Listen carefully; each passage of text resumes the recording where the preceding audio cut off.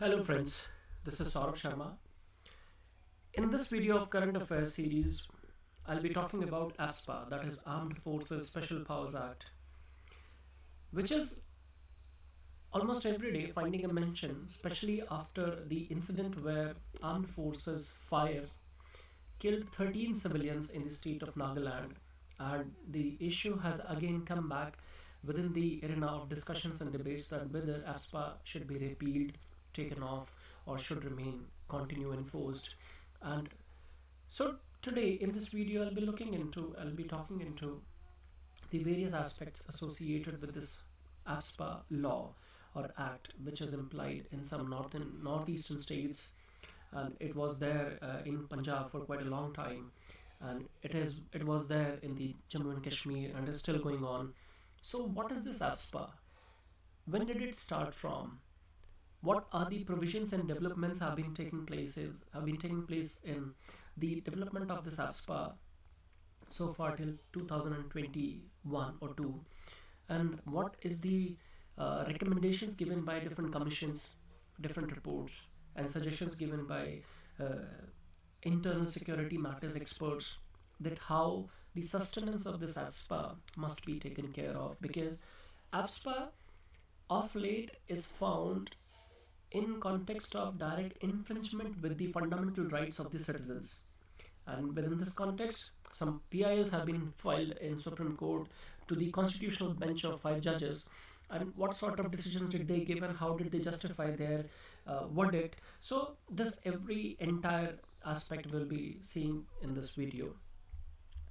So friends, AFSPA, that is Armed Forces Special Powers Act, it was implied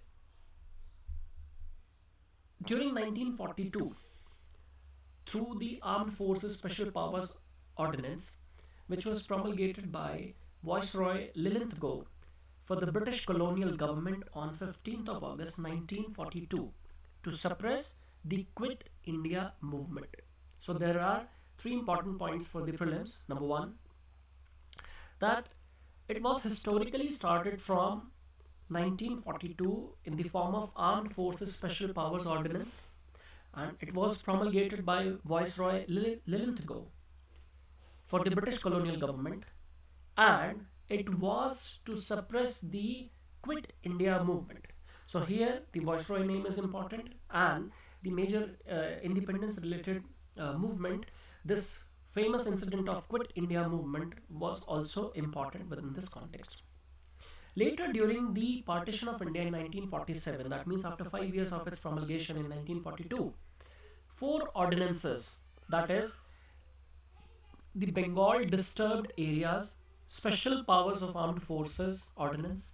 Number 2, the Assam Disturbed Areas Special Powers of Armed Forces Ordinance. Number 3, East Bengal Disturbed Areas Ordinance.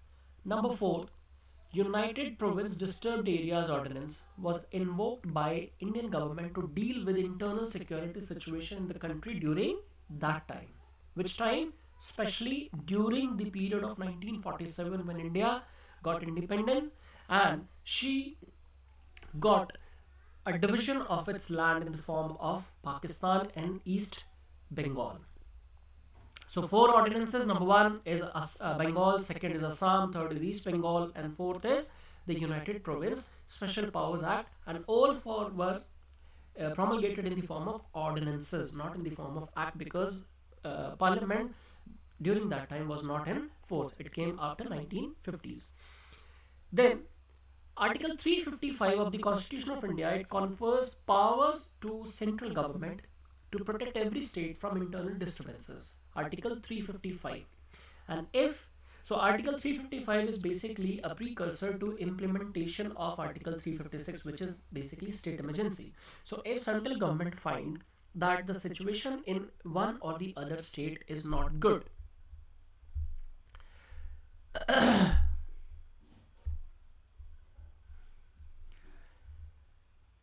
Article 355, if it finds that situation of internal security in any state is not good,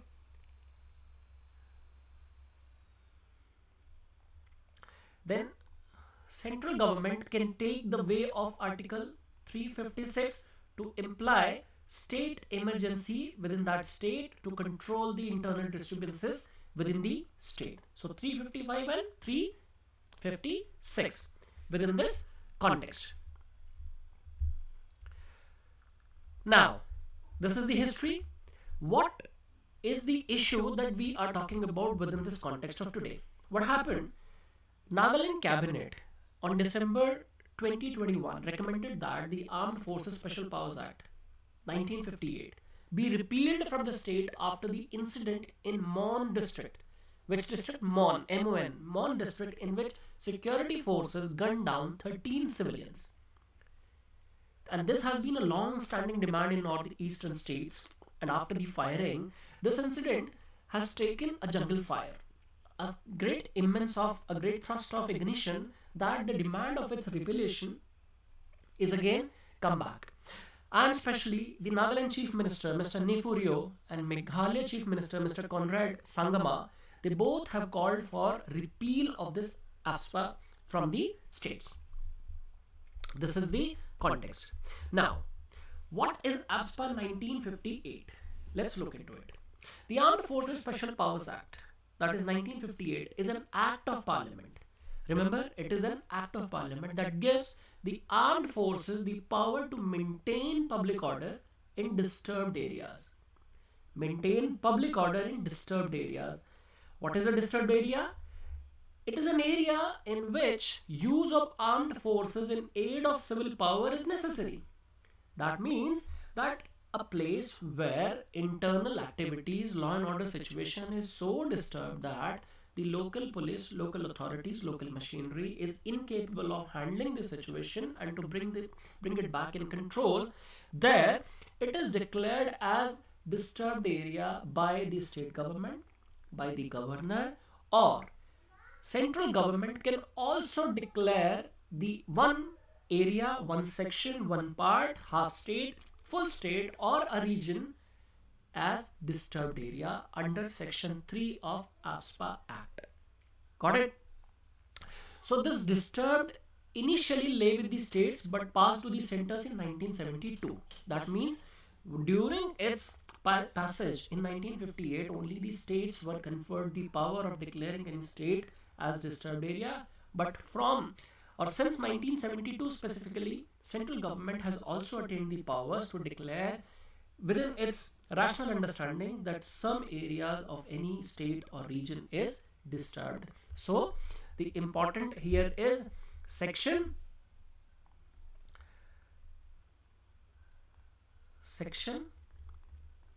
3. So we'll keep that in mind.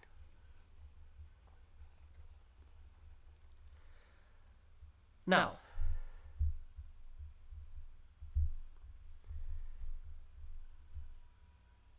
this AFSPA, why this is called a draconian law? Friends, India is a democratic country, and in democracy, everyone has a right to speech, right to put forward its understanding through words, through arts, through songs, speeches, gestures, actings, anything.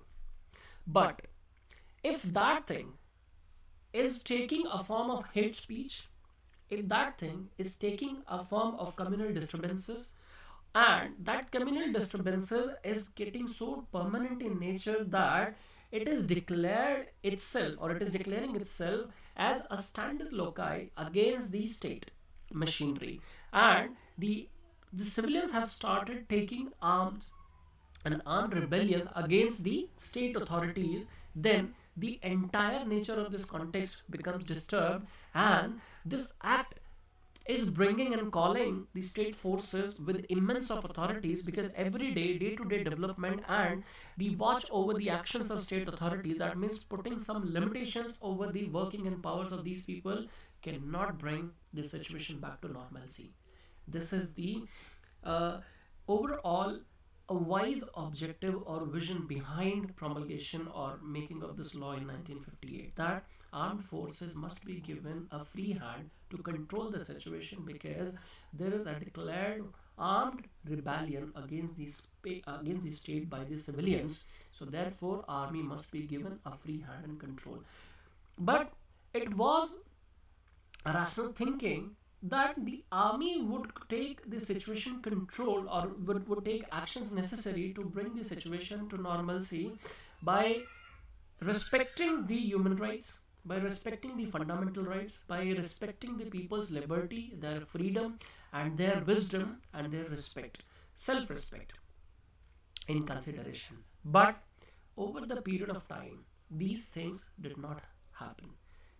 There have been incidents of human rights violations, molestations, extortions, and somewhere the discretionary powers of army and their vested interest, somehow based on some reports I'm saying, is found that it bring the situation, or it brought the situation to even worse context. According to some reports of IB, that before implementing this AFSPA Act within, let's say, within the state of Manipur, there were only 2 insurgent groups were there.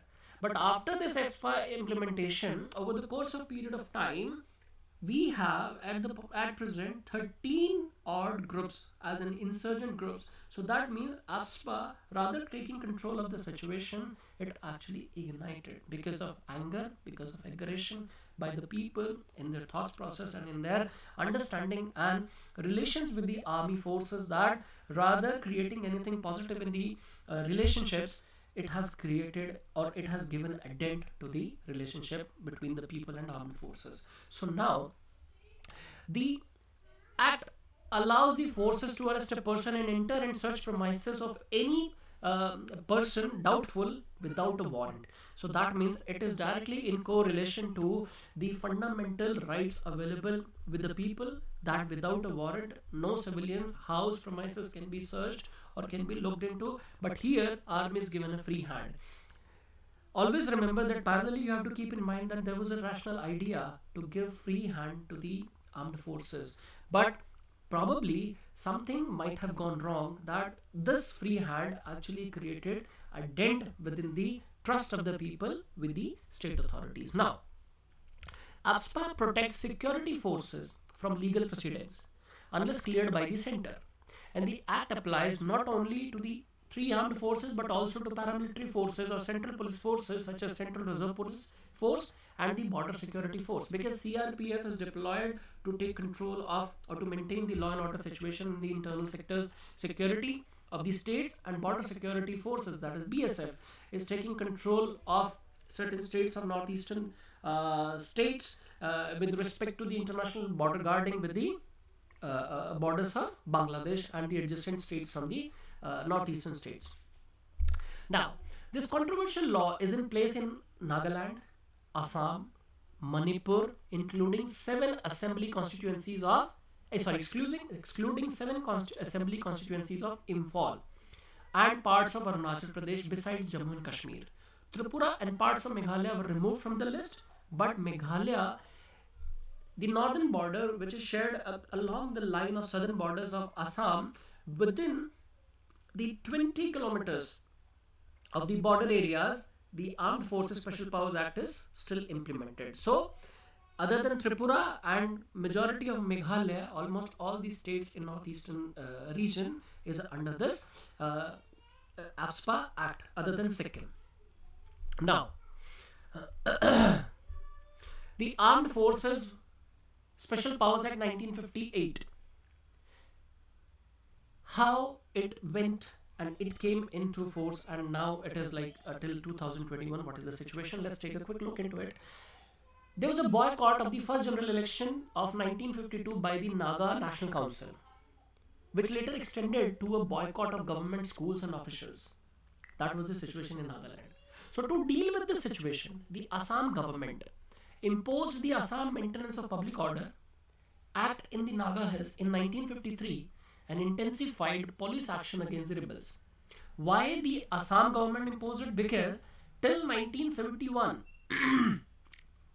By the time Assam was bifurcated into different states, all the states of Arunachal Pradesh, Nagaland, and other adjoining areas were making a part of Assam only. And Assam was the major state in the northeastern region, including Meghalaya. So after 1971, all these states started bifurcating. And 1961, Nagaland was given the statehood. In 1961, Nagaland was given the statehood, but before that, it was making a part of Assam only. That is why Naga National Council, when it boycotted the government schools and officials, Assam government to deal with this situation imposed Assam Maintenance of Public Order Autonomous Act in Naga Hills in 1953. That means before 1961. Now, as the situation worsened, Assam deployed Assam Rifles in the Naga Hills and enacted the Assam Disturbed Areas Act of 1955.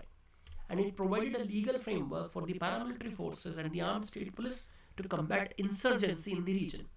But Assam Rifles and state armed police could not contain the Naga rebellion, and the rebel Naga Nationalist Council, that is NNC, formed a parallel government, the federal government of Nagaland, on 23rd March of 1956. When there is a scope of forming a parallel power center or parallel power government, and along with the possession of armed and military weapons, it creates an absolute dangerous situation within the state, and state is bound to give free hand to the armed forces or the army so that it can bring the situation back to the normalcy. Otherwise, the state, because these states are lying in the international region, international border, and China has always been a threat there. So the quick response is very much needed, and otherwise the state might get bifurcated and could be controlled by some international powers, and it is a big threat to sovereignty of the country. Now, the armed forces Assam and Manipur Special Power Ordinance 1958 was promulgated by President Dr. Rajendra Prasad in 1958. It was replaced by the Armed Forces Assam and Manipur Special Powers Act 1958 on 11 September 1958. Do not get confused between these dates. I'm just giving you a reference so that you understand the development of these issues. Now, the Armed Forces Punjab and Chandigarh Special Powers Act 1983. The central government enacted the Armed Forces Special Powers Act in 1983 to enable the Central Armed Forces to operate in the state of Punjab and Union Territory of Chandigarh during the militancy days. It was the time when Prime Minister of India, Mrs. Indira Gandhi, was shot down by her own bodyguard in relation to Operation Blue Star. So it was also an insurgency. It was actually backed by the pro-Khalistani leaders, and there was a big threat to the Indian sovereignty that state of Punjab would be cut off from the major Indian government or governance system. So thereby this act was also needed there, and ASPA remained in Punjab for quite a long time. Then the act was withdrawn in 1997, roughly 14 years after it came to force. Punjab was the first state from where the act was repealed. So Punjab AFSPA was repealed for the first time. Then Armed Forces J&K Special Powers Act 1990. The act was enacted in J&K due to extreme security instability in the areas where it remains in force. This is a small development we are seeing. And in 2015 and 16, Tripura became the latest state from where the ASPA was repealed absolutely and completely. Now in 2021 and 22, what is the issue? The issue is that recently 13 people were shot down in the Mon district of Nagaland. So this has again ignited the problem. And since 2000, one social activist named Iram Sharmila, this lady has been on protest, indefinite hunger strike for the repealation of this act, but it could not help because the situation in northeastern region never ever sustained or remained back to the normalcy and in peace. Therefore, this complex issue has many aspects. One, free power. Number two, that how far it could control the situation. Number three, how far it infringed with the fundamental rights of the people. Number four, that how many people have spoken about it and against it. And number five, what major dents it has given to the Indian governance system, be it state regulation, be it people's rights and whatsoever. Now, in 1998, let's see that what Supreme Court angles talks about this issue. In 1998, in the case of Naga People's Movement of Human Rights versus Union of India, Naga People's Movement of Human Rights versus Union of India, the validity of AFSPA was challenged before the Supreme Court to the 5-judge constitutional bench.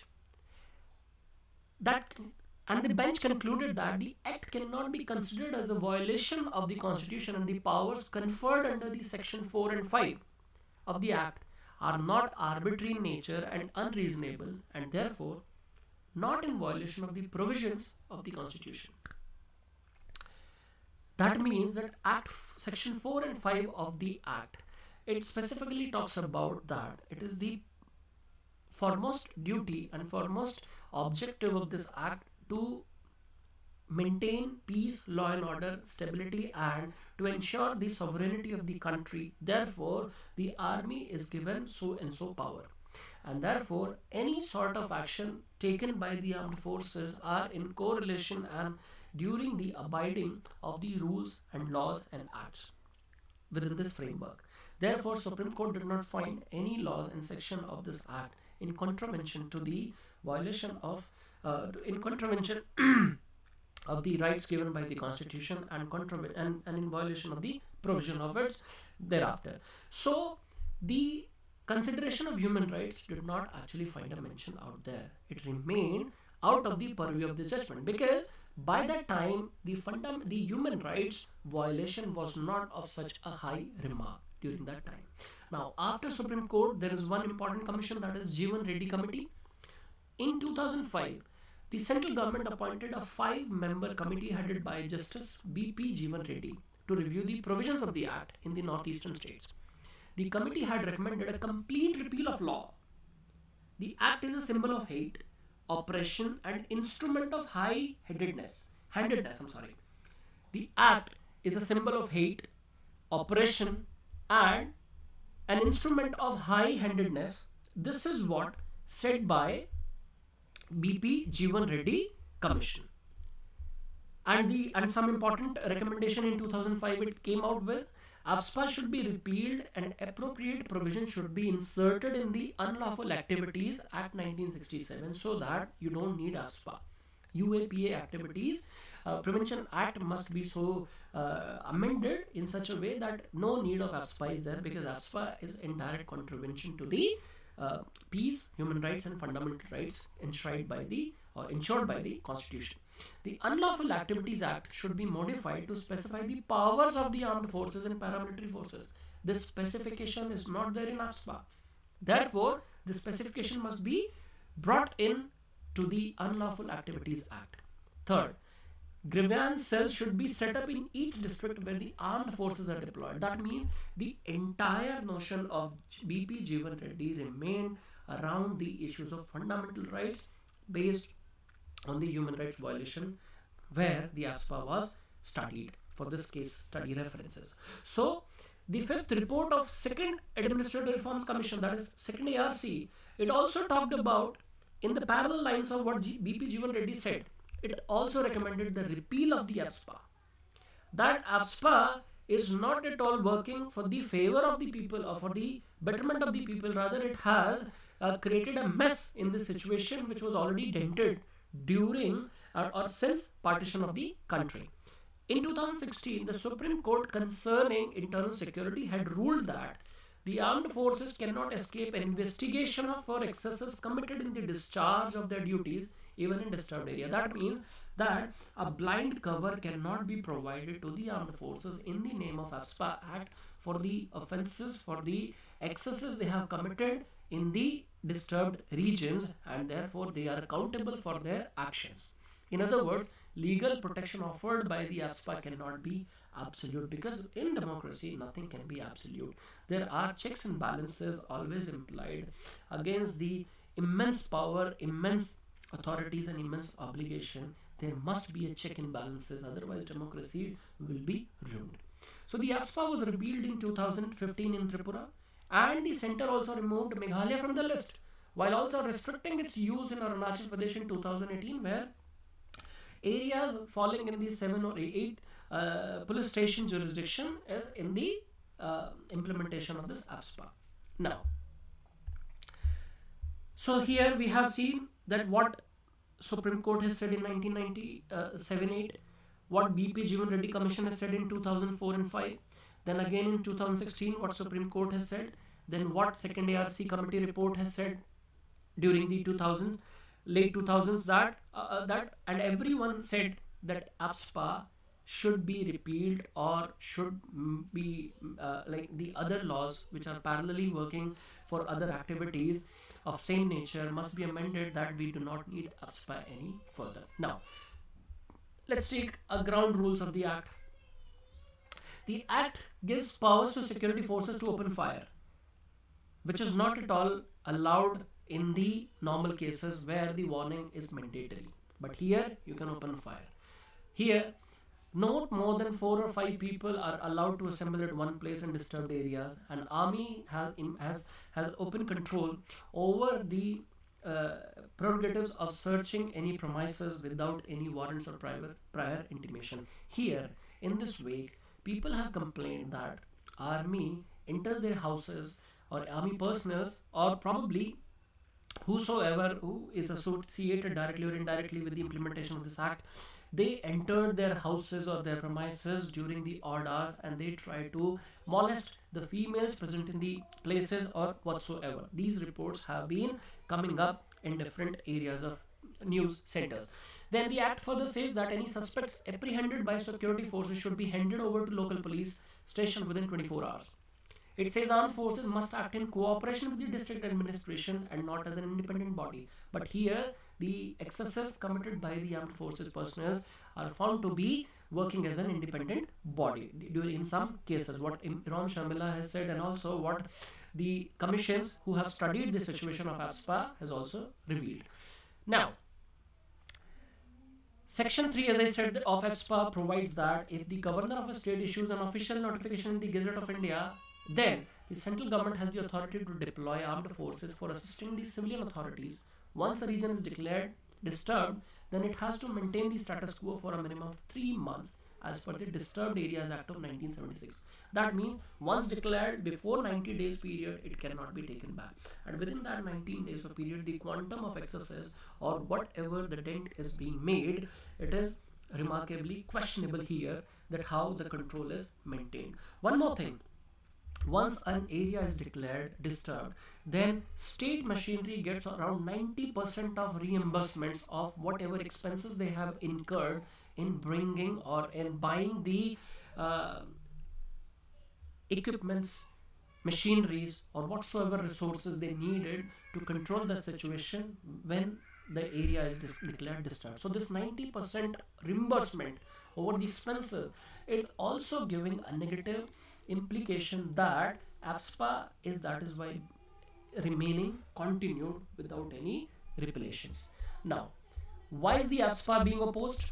As I said, that the act has been called draconian as it gives sweeping powers to the armed forces and it allows them to open fire, even causing death against any person in contravention to the law or carrying arms and ammunition. It gives them powers to arrest individuals without warrant, based on reasonable suspicion, but this reasonable suspicion is a vague term. There is no definition to it, no defined criteria about it, and also searching premises without warrants. The Act further provides blanket immunity to security personnel involved in such operations, and therefore Supreme Court in 2016 said that no excesses can be granted blanket cover and the armed forces personnel are accountable for their actions. Now, this is so much of negatives we have seen about this APSPA, but let's now take a look about the positive sides of this APSPA, that why it is needed. It is needed because ordinary laws of the land are somewhere found inadequate to deal with the extraordinary situation, and also keep in mind that northeastern states is lying just south of the neighbor within the Indian subcontinent, where India is not sharing good relationship, and due to the location of Tawang region and Chinese interventions in the internal security matters and its violations of border laws, this AFSPA is very much needed there because state machinery is not capable of doing it, because the states are developing states, they are not developed states, and their own state machinery is not capable enough to control the law and order in the internal premises of the state, as well as controlling the situation across the border. So it is a specific domain of central government to protect the international borders. Therefore, it also becomes implied within the action that the internal disputes might lead to the weakening of international sovereignty of the country at international border lines along the Myanmar, along the Chinese border, because when it comes to Myanmar and India's friendly agreements, there is a mutual understanding that within the 16 kilometers of either side, that means for Indians living in the 16 kilometers of the side of borders, can go freely to the 16 kilometers of to the Myanmar side, and Myanmaris living in that part across the border, they can come inside the Indian border for the 16 kilometers area. So here the acts committed in that 16-kilometer gray area, easily an escape can be found. That means the borders are penetrating or they are permeable in nature. So therefore AFSPA is very much required there. Next, insurgent movements in India have more or less been proxy wars being waged against India by external actors, and this makes the deployment of armed forces in a counter-insurgency role with enhanced legal protection necessary. That means that sometimes we have seen that of late external powers or their roles have been highly prominent, that they are disturbing the Indian governance system. The army has repeatedly made it clear that it cannot operate without the AFSPA, as it needs special powers to tackle homegrown as well as foreign terrorists. So these are the points which are generally coming in favor of AFSPA, and AFSPA cannot be repealed. And but we have to look a way forward, because we cannot give immense powers to armed forces, and we also cannot let the infringement of fundamental rights, internal securities, and the personal liberty of people to be infringed at the same time. So there has to be a balance maintained between the implementation of the laws and orders, and by what mechanism that we need to look into. So if we talk about the way forward, so here it could be that the status quo of the act is no longer the acceptable acceptable solution due to numerous human rights violations incidents that have occurred over the years. So it means that AFSPA, however, the way it was working, it is not at all possible for us to have the status quo maintained about it. The AFSPA has become a symbol of oppression in the areas, and it has created a lot of differences and disturbances and a distrust among people and armed forces personnel. So the government needs to address it. The army fights high intensity conflicts, hence it is important to garner support from the people of the region to fight terrorism and insurgent activities. That means the confidence building measures and activities must be brought in, and this mechanism has to sustain so that a trust is built up, and rather using excuse me, rather using force as a tool of controlling the situation, the trust can replace that. The armed forces must build the necessary trust among the locals to ensure their support in countering insurgency. The state bureaucracy, training, confidence building measures, and the capacity building must be ensured so that the external aid in the form of central armed police forces or army for that matter is not required by these states any longer. So the training, necessary skills, weaponries, technology, and other instruments ensuring the internal law and order must be provided to the state, and the exchequer must spend over these activities rather just sending armies in and reimbursing the 90% of what state is doing according to its own understanding. That will only complicate the situation without giving us any sustainable solution. Then grassroots level civil society organizations should come together in the developmental activities of the state, hence making the law a positive aspect for the society there. One more thing, friends, when economical activities are compromised in some areas, here the proper insurance of livelihood, proper facilities like medical, sanitation, health, education, and other economical activities. The lack of all this entire infrastructure would lead to the disturbances and frustration of the people, and from here this becomes the grassroots level reason for different for taking steps against the state authorities. So the people's contribution and the distribution of fruits of development must be ensured amicably, and the solutions must be discussed with the people, bringing on board stakeholders on board, and discuss the situations or solutions according to the ground level situation of the area specific nature. Not a blanket cover strategy or a blanket strategy must be given and adhered to within the region. It is not good at all. Then the government should consider the imposition and lifting of AFSPA on case by case basis. Rather taking off AFSPA altogether, it can consider, let's say, for 5 to 10 kilometers area is being discussed every month, how the situation is working, and the confidence building measure is working simultaneously. Therefore, army can take steps back, and with gradually it can actually lead the state within the hands and control of good and strengthened state machinery's arms, rather providing the external support from the central government. Then only to a few disturbing districts instead of applying it to the whole state. That's what we said about the government, and the security forces should also abide by the guidelines set out by the Supreme Court, Jeevan Reddy Commission, Second ARC, National Human Rights Commission, and other people who are locally working, for example civil society organizations. And also here the AFSPA should not become a mechanism of political tool, should not become a mechanism of political debate. Rather, it should only remain in the focus of human rights violations, fundamental rights insurance, and maintenance of public law and order. So when it is being discussed amicably along with the people, and people's approach, understanding of their local setups, local systems, and this language barrier has also become an issue. That the officers, high ranking officers or decision makers who are working in those areas must understand the local customs, traditions, way of life of the locality, because it would be considered as an infringement in their personal lives and system. And what kind of fear of suppression or being classified as second class citizens is always there or remaining there since independence within this region. So this should not be coming up, and since these areas are tribal majority areas, so the approach must be very easy to understand and easy to communicate. Within this whole paradigm, we can understand that AFSPA is needed.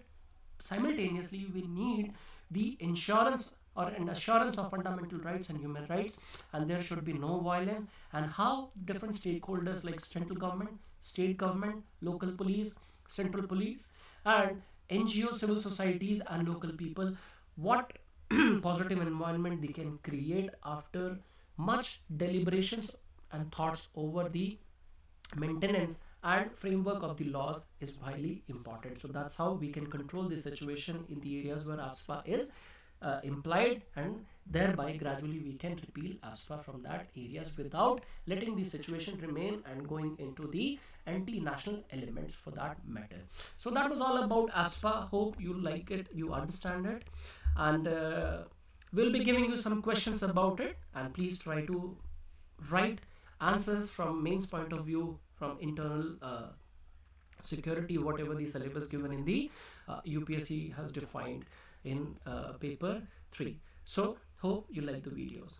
Thank you so much.